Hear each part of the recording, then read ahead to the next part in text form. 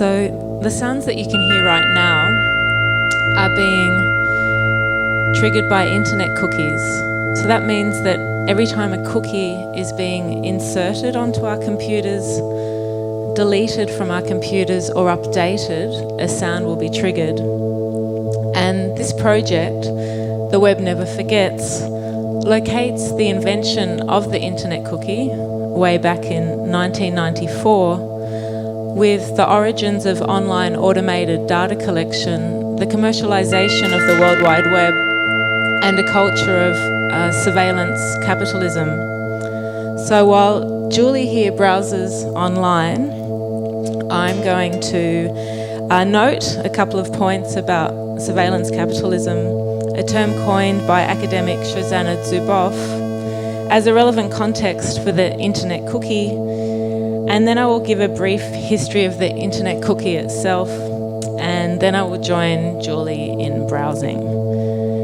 So when Zuboff uses the term surveillance capitalism, she's specifically looking at the data broker industry as headed by corporations such as Google.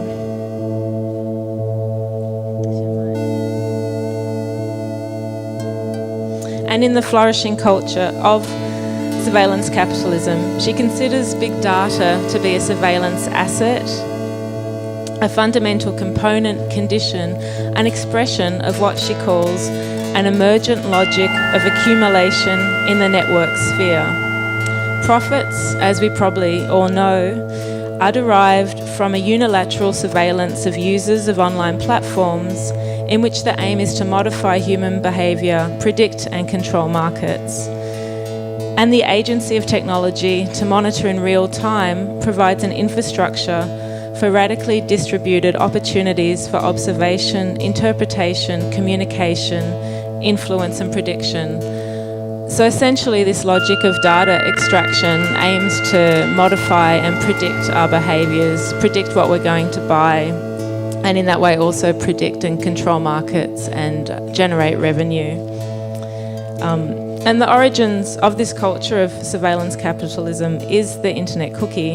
And before they were invented in 1994, the World Wide Web had no memory. In other words, the web was a stateless infrastructure. And stateless is a computer engineering term used to describe the situation in which every time a website is visited, there is no recall of previous visits, preferences, login information, login ID, for example. And so without a state mechanism to store records of browsing activity, future developments such as online shopping would not have been possible. Shopping online without cookies would have been analogous to using a vending machine, as you could not buy more than one product at a time, and there would have been no automated feature to remember your personal information. A stateless web meant that every visit to a website was like the first, and any commercial transaction would have to be handled from start to finish in a single session. So presented with this online condition of memory loss, Netscape communications programmer Lou Montui developed a state mechanism for the web while working on an e-commerce application for North American telecom giant MCI. The $7 million contract was for a new shopping cart application for online stores. And he named this state mechanism a cookie after a Linux protocol already in use called Magic Cookie. Cookies provided a means to reliably implement a virtual shopping cart. So cookies gave birth to the virtual shopping cart. Cookies are a small text file that is sent by a web server to a browser and then stored by that browser on the user's computer. Every time the user loads the website, the browser sends the cookie back to the server to notify the website. Internet cookies enabled web servers to keep track of users' browsing activities, therefore providing the web with memory, and significantly for the first time, a protocol for online automated data collection. Technically termed persistent client-state object, internet cookies transformed the World Wide Web from a system of discontinuous visits to a culture of persistent connectivity. Introduced silently as a default setting with the commercial release of the Netscape browser in early 1995, cookies provide continuous online connectivity at the intersection of the web server, the web browser, and as the term client state object suggests, the user's personal computer. The extraction of user-generated data in exchange for advertising revenue, as we all know, has subsequently developed into a business model key to the sustainability of internet platforms. For example, in the first quarter of 2018, would anyone like to hazard a guess as to how much money, everyone except for Joel, as to how much money Google made in revenue from data collection in the first quarter of 2018? How much? 2 trillion. 2 trillion. No. 1 billion. Yeah, 1 billion with a B. Yep. Not quite. It was, unless someone else wants to guess. It was 31 billion.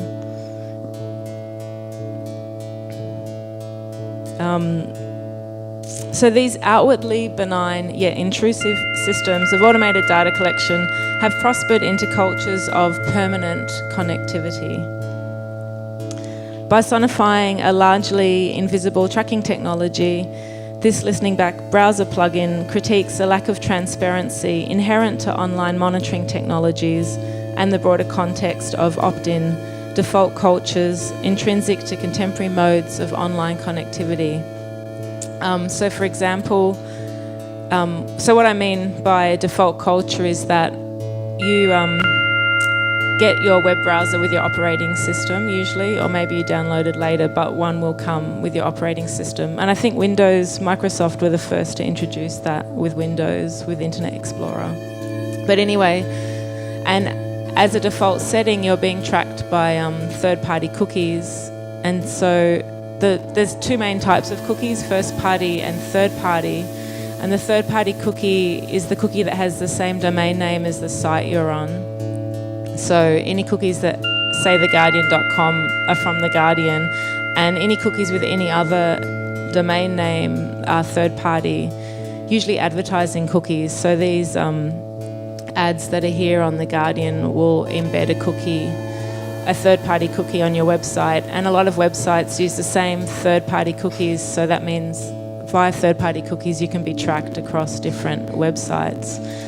And all web browsers actually give you the option to block third-party cookies, which in no way affects the functionality of your browsing. And it's not so easy to find, and I've noticed not many people know about it. For example, the first time when I got my new reconditioned Mac, I was looking for how to block third-party cookies, and it wasn't so easy to find, but I went to settings and then advanced and then content settings. That was the hardest to work out. Then cookies, and then you have the option here to block third-party cookies.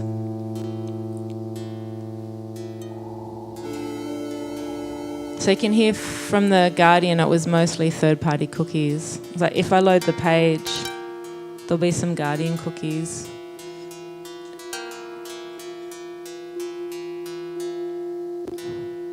But if I turn it on again, or unblock them. And I'll just say one more thing before I start browsing.